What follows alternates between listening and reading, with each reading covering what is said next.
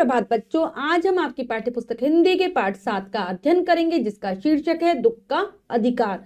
तो चलिए पाठ को पढ़ते हैं और जानते हैं भारत में फैली हुई, हमारे समाज में फैली हुई एक कुप्रथा के विषय में। चलिए पाठ को शुरू करते हैं। पाठ 7, दुख का अधिकार। प्रस्तुत पाठ के माध्यम से लेखक ने समाज में व्याप्त कुप्रथाओं पर कुठाराघात करते हुए एक गरीब और लाचार महिला का मार्मिक वर्णन किया है। तो समाज में जितनी भी कुप्रथाएं, बुरी चीजें फैली हुई हैं, उन पर लेखक ने हमला करने की कोशिश की है और एक महिला के बारे में बताया जो कि बहुत बेसहारा थी, लाचार थी। पढ़ते हैं। मनुष्य की पोशाकें उन्हें विभिन्न श्रेणियों में बांट देती हैं। प्राय पोशाक ही समाज में मनुष्य का अधिकार और उसका दर्जा निश्चित करती है। वे हमारे लिए अनेक बंद दरवाजे खोल देती हैं, परंतु कभी ऐसी भी परिस्थिति आ जाती है कि हम जरा नीचे झुककर समाज की निचली श्रेणियों की अनुभूति को समझना चाहते हैं। उस समय यह पोशाक ही बंधन और अड़चन बन जाती है। कह रही है क्या कह रहे हैं लेखक कि मनुष्य मतलब जो आदमी है विभिन्न अवसरों पर विभिन्न प्रकार से जिस प्रकार के कपड़े को वो पहनता है उसी प्रकार से वो विभिन्न श्रेणियों में बढ़ जाता है। मतलब जो उसका पहनावा है वही बताता है कि वो किस टाइप का है, उसका दर्जा समाज में क्या है, मतलब वो किस पद पर व्यवस्थित है, वो अमीर है, गरीब है। तो समाज पर जो उसका अधिकार है वो पोशाकों द्वारा ही तय होता है। और हमारे लिए बहुत सारे बंद दरवाजे भी हमारी पोशाक, हमारे कपड़े खोल सकते हैं। मतलब अगर अच्छे से लगेंगे, हम अमीर से लगेंगे तो बहुत सारे दरवाजे स्वयं ही खुलते चले जाते हैं। लेकिन कई बार हमारे सामने ऐसी समस्या आ जाती है, ऐसी परिस्थिति आ जाती है, हम ऐसी चीज में फंस जाते हैं कि हम झुककर तो देखना चाहते हैं कि जो हमसे नीचे लोग हैं उनको देखना चाहते हैं, उनको समझना चाहते हैं, अनुभव करना चाहते हैं उनके बारे में, लेकिन हमारी जो भी कपड़े हैं वही क्या बन जाते हैं, हमारे लिए बंधन बन जाते हैं, वो हमारे लिए रुकावट बन जाते हैं। जैसे वायु की लहरें कटी हुई पतंग को सहसा भूमि पर नहीं गिर जाने देती, उसी तरह खास परिस्थितियों में हमारी पोशाकें हमें झुक सकने से रोके रहती है। मतलब जैसे आपने देखा होगा कि अगर आकाश में जाकर कोई पतंग कट जाती है तो वायु की जो हवा जो चलती है ना, वो उसे एकदम से जमीन पर नहीं गिरने देती, वो उसे कुछ समय के लिए रोक के रखती है। ऐसी जो हमारी परिस्थितियां होती है ना, मतलब कुछ खास परिस्थितियां होती है हमारी कि हमें लोगों के लिए झुकना चाहिए, उनकी मदद के लिए या किसी भी तरीके से, लेकिन हमारी जो कपड़े हैं वो हमें रोक लेते हैं। बाजार में फुटपाथ पर कुछ खरबूजे डलिया में और कुछ जमीन पर बिक्री के लिए रखे जान पड़ते हैं।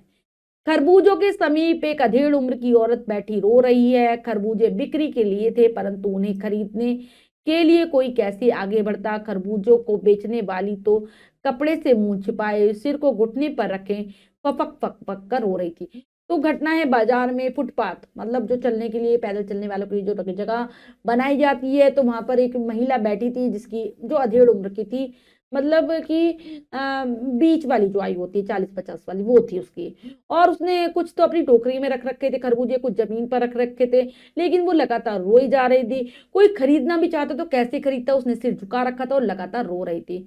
पड़ोस की दुकानों के तख्तों पर बैठे हुए बाजार में खड़े हुए लोग उस घृणा से उस स्त्री के संबंध में बातें कर रहे थे। वह स्त्री का रोना देखकर मन में एक व्यथा सी उठी, पर उसके रोने का कारण जानने का उपाय क्या था। फुटपाथ पर उसके समीप बैठ सकने में मेरी पोशाक ही व्यवधान बन खड़ी हो गई। तो बहुत सारे लोग जो दुकानों पर बैठे थे उसके बारे में बातें कर रहे थे, उसको नफरत से देख रहे थे। उस स्त्री का रोना देखकर लेखक कह रहे थे कि उनके मन में दुख हुआ, वे जानना चाहते थे कि उसके रोने का क्या कारण है, लेकिन उस समय उनकी भी जो पोशाक है उनके रास्ते में रुकावट बनकर खड़ी हो गई। एक आदमी ने घृणा से एक तरफ थूकते हुए कहा, क्या जमाना है, जवान लड़के को मरे पूरा दिन नहीं बीता और ये बेहया दुकान लगा के बैठी है। तो एक आदमी बहुत नफरत से उसकी तरफ देखता है और साइड में थूकते हुए कहता है कि कैसा जमाना आ गया, कैसा बुरा समय आ गया, लड़के को मरे हुए पूरा दिन भी नहीं बीता है और ये बिल्कुल इसमें लज्जा ही नहीं है, ये दुकान लगाकर बैठ गई है। दूसरे साहब अपनी दाढ़ी खुजाते हुए कह रहे थे, अरे जैसी नियत होती है अल्लाह भी वैसी ही बरकत देता है। सामने के फुटपाथ पर खड़े एक आदमी ने दिया सलाई की तिल्ली से कान खुजाते हुए कहा, अरे इन लोगों का क्या है, ये कमीने लोग रोटी के टुकड़े पर जान देते हैं, इनके लिए बेटा बेटी खसम लुगाई धर्म ईमान सब रोटी का टुकड़ा ही है। तो सब लोग उसके बारे में ही बात कर रहे थे। दूसरा साहब कहता है अपनी दाढ़ी खुजाते हुए, अरे जैसी नियत होती है ना, जैसी मतलब हमारा मन होता है वैसे ही भगवान भी बरकत देता है। वैसी हमारी बढ़ोतरी करता है। और एक साहब जो फुटपाथ पर ही खड़े थे, अपनी कान को माचिस की तिल्ली से खुजाते हुए कहते हैं, अरे इन लोगों का क्या है, ये लोग तो रोटी के टुकड़े के लिए करते हैं सब कुछ, इनके लिए बेटा बेटी, पति पत्नी, धर्म ईमान कुछ नहीं, बस सब कुछ रोटी ही है। परचून की दुकान पर बैठे लाला जी ने कहा, अरे भाई, उनके लिए मरे जिए का कोई मतलब न हो, पर दूसरे के धर्म ईमान का तो ख्याल रखना कर लेना चाहिए। जवान बेटे के मरने पर तेरे दिन का सूतक होता है। और वह यहाँ सड़क पर बाजार में आकर खरबूजे बेचने बैठ गई है। हजार आदमी आते जाते हैं, कोई क्या जानता है कि इनके घर में सूतक है। कोई इसके खरबूजे खा ले तो उसका ईमान धर्म कैसा रहेगा, क्या अंधेर है। तो एक परचून की दुकान पर ही लाला जी बैठे हुए थे, मतलब जो किराने का सामान बेचते हैं वो कहते हैं, इनके लिए मरे जिए से कोई मतलब नहीं है, लेकिन धर्म का तो ख्याल रखो, धर्म का ईमान का तो ख्याल रखो। अभी इनका बेटा मरा है, 13 दिन का सूतक है, मतलब 13 दिन इनके यहाँ कुछ नहीं बनेगा, गैस नहीं जलेगी, इनके छुई हुई कोई चीज नहीं खा सकता। और ये खरबूजे बेच रही है, बहुत सारे लोग यहाँ से निकलेंगे और इससे खरबूजे ले भी लेंगे, लेकिन उन खरबूजों को खाने से ईमान धर्म सब बर्बाद हो जाएगा। क्या चल रहा है। पास पड़ोस की दुकानों पर पूछने से पता लगा उसका 23 वर्ष का जवान लड़का था। घर में उसकी बहू और पोता पोती है। लड़का शहर के पास 1.5 बीघा पर जमीन पर कचियारी करके परिवार का निर्वाह करता था। खरबूजों की डलिया बाजार में पहुंचाकर कभी लड़का स्वयं माँ के पास बैठ जाता, कभी माँ बैठ जाती। तो लेखक जाकर आसपास की दुकानों से उसके बारे में पूछते हैं, तो बताते हैं लोग कि 23 वर्ष का इसका लड़का था और घर में बहू भी है, पोता पोती भी है। लड़का शहर के पास ही 1.5 बीघा जमीन पर उसने ली थी और उस पर सब्जी उगाने का कार्य करता था, उससे परिवार का गुजारा चलता था। खरबूजों की वो डलिया, मतलब जो खरबूजे आते थे उनको बाजार में पहुंचा देता था, कभी स्वयं माँ के पास बैठ जाता था, मतलब खरबूजे बेचने के लिए, कभी माँ बैठ जाती थी। लड़का परसों मुंह अंधेरे बेलों में से पके खरबूजे चुन रहा था। गीली मेड़ की तरावट में विश्राम करते हुए एक सांप पर लड़के का पैर पड़ गया। सांप ने लड़के को डस लिया। कि परसों की ही बात है, वो खरबूजे निकाल रहा था और वहीं गीली मेड़ के पास कोई सांप बैठा था, सांप पर पैर पड़ा और उसने डस लिया। लड़के की बुढ़िया माँ बावली होकर ओझा को बुला लाई, झाड़ना फूकना हुआ, नागदेव की पूजा हुई। पूजा के लिए दान दक्षिणा चाहिए। घर में जो कुछ आटा और अनाज था दान दक्षिणा में उठ गया। माँ बहू और बच्चे भगवाना से लिपट लिपट कर रोए, पर भगवाना जो एक दफे चुप हुआ तो फिर ने बोला। सर्प के विष से उसका सारा बदन काला पड़ गया। तो कह रहे कि लड़के की माँ जब सामने डसा, ओझा को लाई, ओझा ने झाड़ना फूकना किया, नागदेव की पूजा की। जब पूजा के बाद दान दक्षिणा हुई तो उसके घर में जो कुछ आटा था, जो सामान था, वो सब दे दिया गया, लेकिन वो बच्चा फिर भी नहीं बचा। उसका नाम था भगवाना। एक ऐसा चुप हुआ कि फिर उठ ही नहीं पाया, पूरा बदन सांप के जहर से काला हो गया था।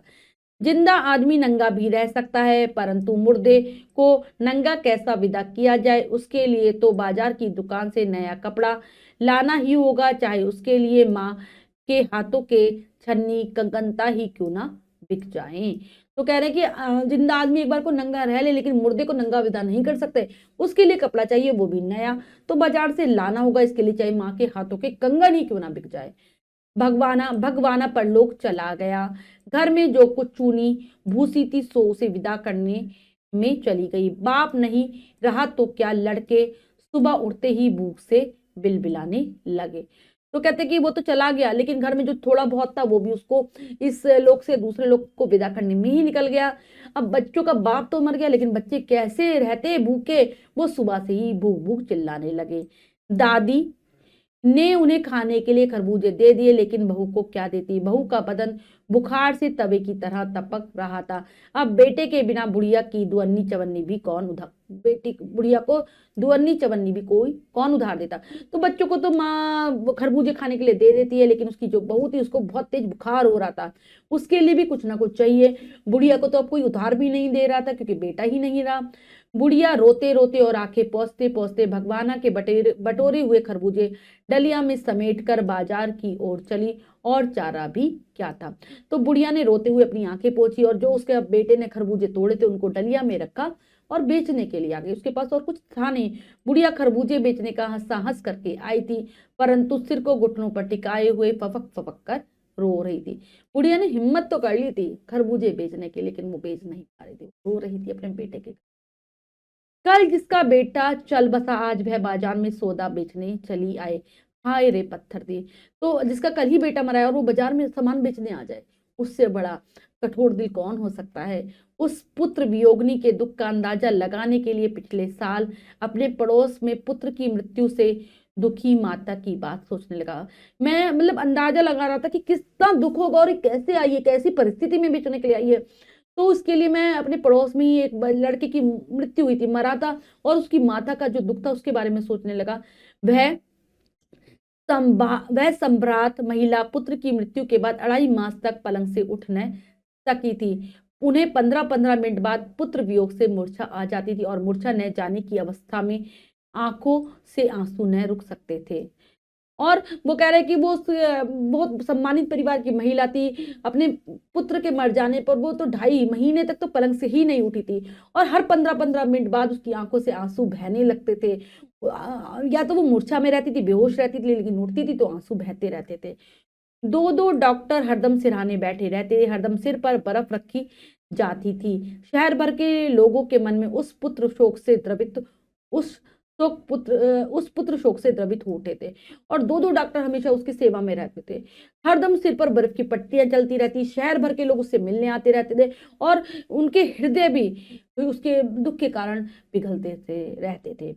जब मन को सूझ का रास्ता नहीं मिलता तो बेचैनी से कदम तेज हो जाते। उसी हालत में नाक ऊपर उठाए रहा चलतों से ठोकरे खाता मैं चलता जा रहा था। तो जब वो लेकर कह रहे कि जब कुछ समझ में नहीं आता तो कदम तेज ही हो जाते हैं। मैं भी और लोगों की तरह अपनी नाक को ऊपर उठाए ठोकरे खाता हुआ आगे बढ़ता जा रहा था। शोक करने, गम मनाने के लिए भी सहूलियत चाहिए, और दुखी होने का भी एक अधिकार होता है। तो कह रहा है कि अगर हमें दुख करना है, गम मतलब शोक में डूबना है, गम करना है, तो उसके लिए भी सुविधा होनी चाहिए, तभी हम दुख कर सकते हैं। दुख होने का भी एक अधिकार होता है। मतलब अगर नॉर्मल, मतलब जिसके पास खाने पीने का रोटी कपड़ा ही नहीं है, वो कितने दिन दुख मनाएगा। उसको तो काम पर निकलना ही पड़ेगा। ये पाठ हमें यही बताता है कि हम उस पर भी लोगों की हंसी उड़ाते हैं। एक हो सकता है एक के पास सारी सुख सुविधा के साधन हो और वो दुख कर रहा हो, और एक पर कुछ भी नहीं है, तो उन दोनों के दुखों में अंतर होगा, लेकिन उसको दुख का अधिकार नहीं है, उसे करना पड़ेगा कार्य। और लेखक है यशपाल। मतलब पाठ के माध्यम से लेखक ने इतना मार्मिक चित्र हमारे सामने खींचने का प्रयास किया है कि एक सुखी महिला, मतलब जो जिसके पास सारे साधन है, उसका पुत्र मरा है, और एक जो दुखी मतलब जिसके पास कोई साधन नहीं है, उसका पुत्र मरा है। दोनों की स्थिति में अंतर होता है, लेकिन लोग दोनों की तुलना बिल्कुल एक जैसे करते हैं, जो कि बहुत गलत है। अब हम बच्चों पाठ के शब्दार्थ कर लेते हैं। दर्जा, स्थान, श्रेणी, अनुभूति, संवेदना, सहसा, अचानक, व्यवधान, रुकावट, बेहया, निर्लज, नियत, इरादा, कचियारी, सब्जियों की खेती, सम्राट, सम्मानित, द्रवित होना, पिघलना या दया दिखाना, सहूलियत, सुविधा।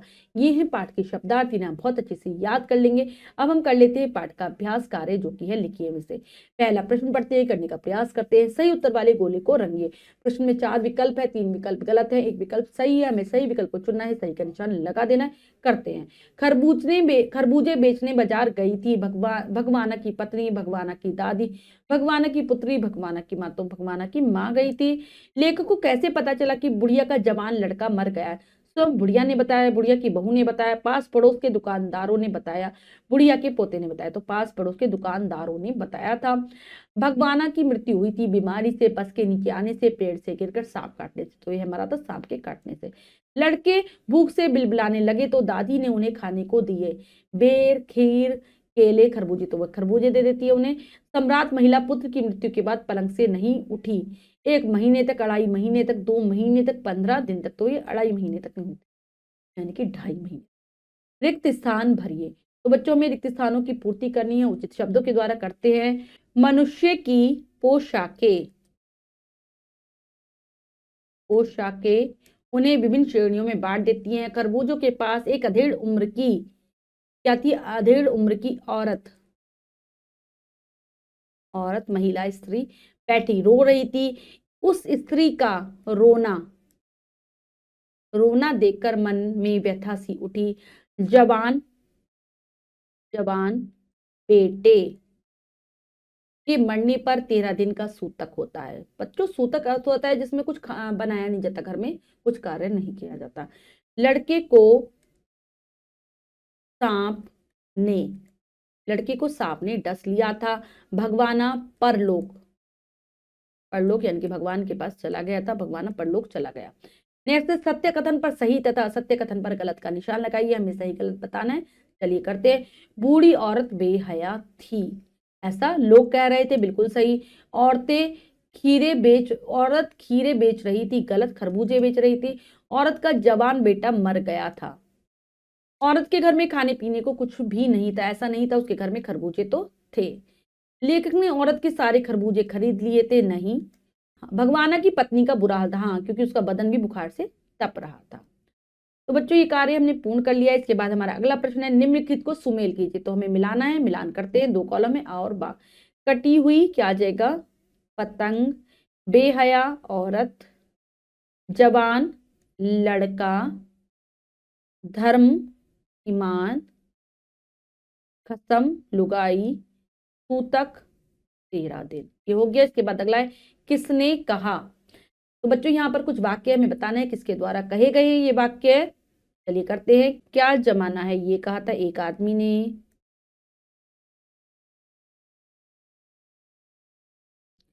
अरे जैसी नियत होती है अल्लाह भी वैसी बरकत करते हैं, ये दूसरे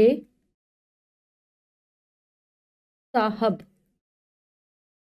ने। अगला है, ये कमीने लोग रोटी के टुकड़े पर जान देते हैं, ये कहा फुटपाथ फुटपाथ पर फुटपाथ पर खड़े